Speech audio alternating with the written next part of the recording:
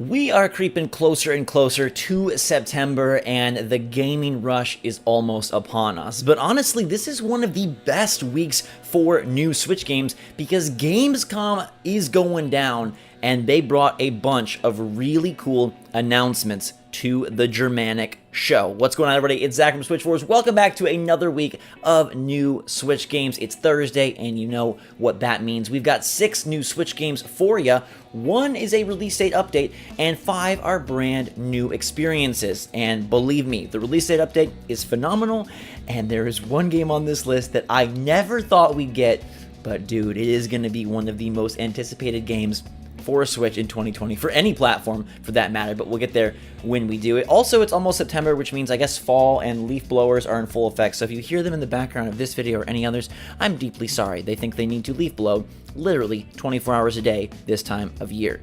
By the way, Frank Galante, congrats! You are the winner of our Wolfenstein Youngblood code. I appreciate all your support so much, everybody, Frank and everybody else. It's been so nice to see positivity and reassurance as I try to work my butt off, since it's just me for right now, as Gabe has been unable to be here. But thank you so much, Frank. Make sure to get in touch with us on Twitter, twitter.com/theswitchforce. We'll get you the code. Wanted to give something back to you guys for being awesome, and we'll try to do more giveaways in the future. All right, let's get to the games, and we're starting with the release date update. It is Switcher, aka The Witcher 3, bringing that beautiful complete edition to the platform. I've been reading a lot of stuff about the game. The most important is, hey, that it is coming on October the 15th, 2019 for $59.99. It includes Hearts of Stone, it includes Blood and Wine, it includes the whole game, and somehow they were able to magically make it work on Switch. Now, they revealed that the file size is 28.1 gigabytes, which is huge. That's a lot of gigs, considering that the system comes with 32,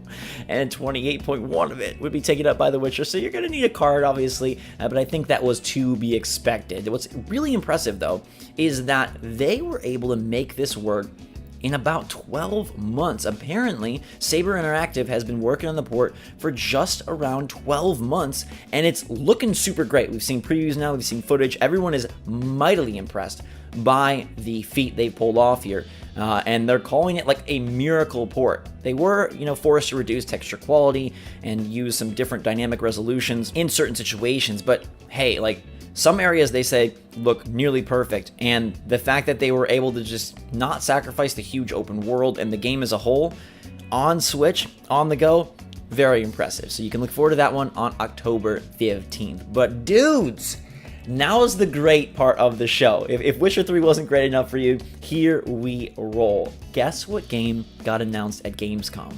And it's coming to Switch, because the first one was on Switch, and it's phenomenal.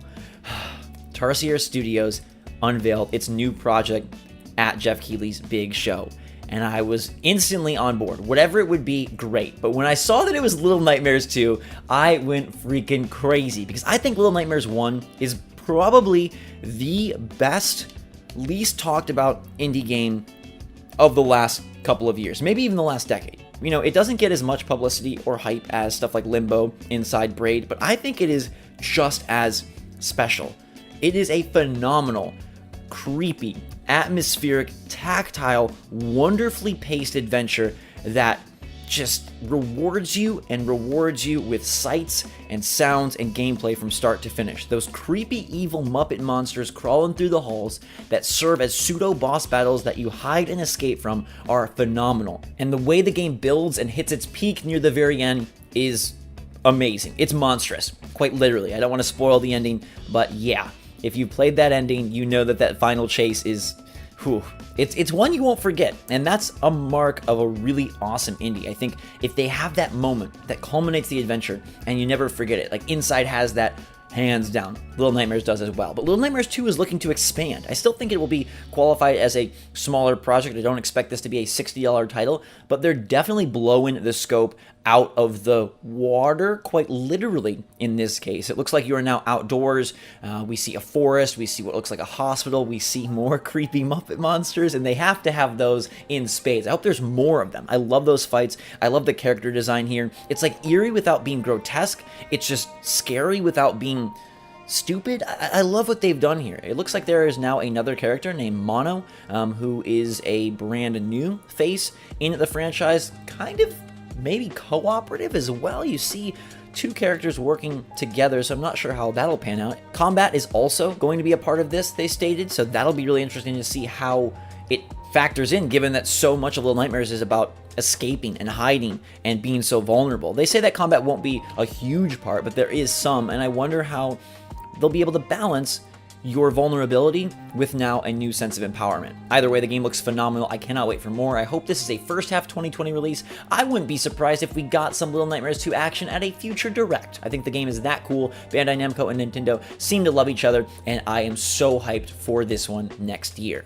Next up, we've got another super awesome Gamescom announcement, and this one I didn't think would hit Switch. I saw the trailer and I was like, dude, Ghost Runner looks so good. It's very pretty, and it's probably a smaller experience, but the styling and the world make it seem like it would be a monstrous affair of its own. But it's actually a Mirror's Edge meets Katana Zero game in a Blade Runner world. So this is parkour action with one-hit kill knife combat, all while trying to climb higher and higher in this cyber city. It looks freaking awesome, and if they're able to nail the mechanics and the hands on the controller feel, I think it could be really good. It's coming to Switch in 2020 alongside all other platforms, and it promises bullet time, super speed, and high mobility. So again, they gotta hit the basics, but if they do, Ghost Runner is definitely one to mark and watch out for.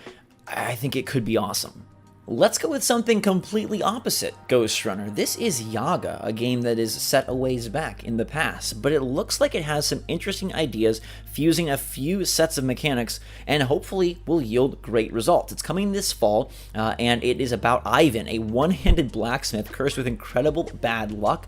He's got all sorts of combat options fighting giant crazy bosses, but there's also this dialogue and choice system that will factor into how NPCs and villages react to you. This will help you unlock secrets, different trading options, and even curse or bless your character with different game-changing effects. It's based on pagan beliefs and superstitions, which I think is another cool aspect, something we don't see very often in games.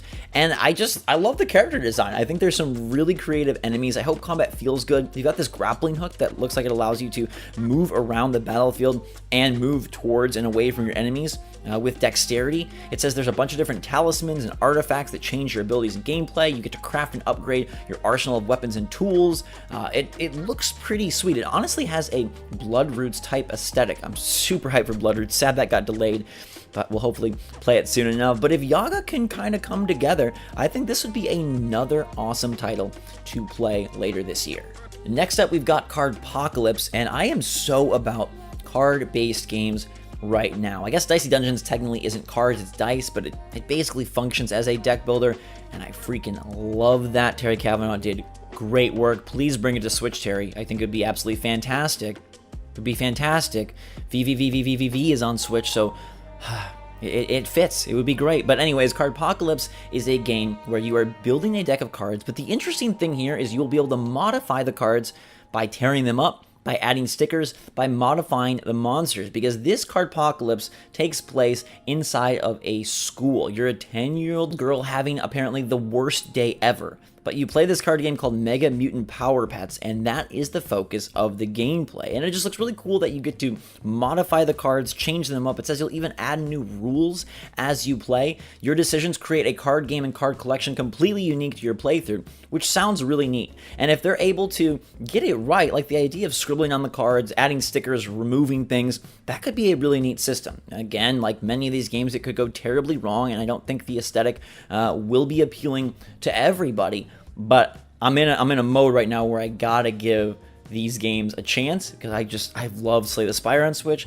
I've loved SteamWorld Quest. Dicey Dungeons isn't on Switch, but I wish it was, and that game is fantastic and still eating my time. There is no release date for this one, but you better believe when it comes out, I will be giving it at least a look. Last but not least, or maybe it is least, sometimes it's hard to tell with these screenshots, trailers, and PR descriptions, Space-Based Startopia is coming to Switch. So this is a successor to Startopia, which came out way long ago. But now Calypso Media and Realm Forge Studios are bringing it to Switch Q3 of next year. So this one is a ways away, but it is a complex game that seems to have promise. It says that you'll manage your very own space station, maintaining 3 unique deck types, accommodating 8 different alien races, and defending against enemy invaders, while also contending with the station's sharp-witted and sarcastic narrator AI. So you're trying to manage the economy and the workings of your space station, but then there's also RTS battles against other players. It just sounds like a very interesting mix, because you've got this simulation aspect where it says the sub deck has all the rooms vital to survival, the fun deck focuses on visitors, flora, and fauna, and the bio deck provides resources for survival.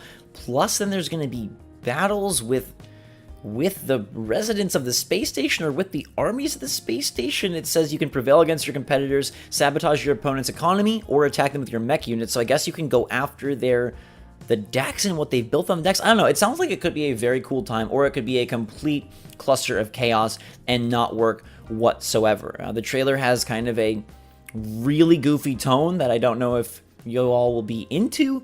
But hey, the fact that it's trying to merge different genres and do something interesting with quirky aliens in space, never know. It could be cool. It's coming to Switch late next year. There you have it. 6 new games for the week, and honestly, a stellar list. It's super hard for me to pick my favorite, so let me know your favorite game from today's video in the comments down below. Hit that like button if you're excited for this lineup coming to the console. Witcher 3 Complete Edition will be probably the most popular of this assortment. I mean, it's super marvelous that they were able to make it work in a way that seems to be performing so great on the Switch. I can't wait to test it out for myself, but it's got to be Little Nightmares 2 for me.